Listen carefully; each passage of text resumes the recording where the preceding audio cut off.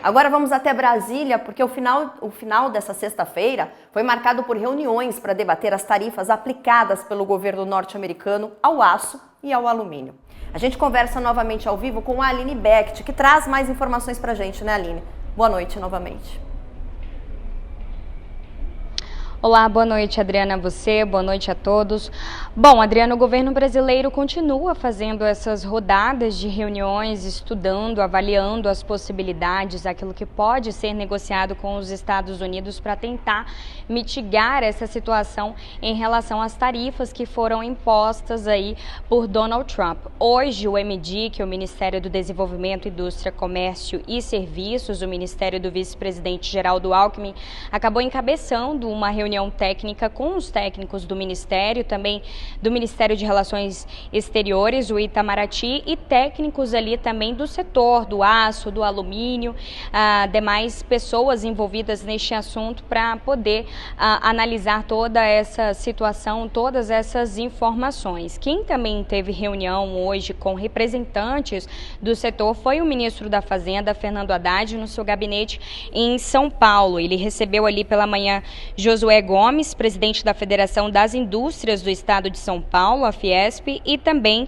se reuniu com Thaís Faguri, a presidente executiva da Associação Brasileira de Embalagem de Aço, a ABAço. Nenhuma dessas reuniões depois foi soltada alguma nota ou tiveram alguma posição aí por parte do ministro da Fazenda ou do ministro da Indústria, já que também o vice-presidente já tinha adiantado ontem em coletiva com jornalistas que hoje não participaria dessa reunião técnica porque está em viagem com o presidente Lula. Mas o diagnóstico é de que o Brasil continua tentando fazer essas análises para negociar com os Estados Unidos, porque o governo brasileiro reconhece que essa é uma atitude equivocada dos Estados Unidos. Ontem, o próprio vice-presidente acabou declarando ali que os Estados Unidos têm um superávit comercial com o Brasil e não uma questão de problema comercial. Ele acabou destacando até também uma estimativa ali de que 10 produtos que são exportados dos Estados Unidos para cá, 8 desses produtos têm alíquota zero, ou seja, 72% deles têm uma alíquota zero e uma tarifa média final de 2,7%. O ministro da Fazenda também, Fernando Haddad, acabou destacando durante essa semana que para as exportações existe uma forma de tratar o assunto.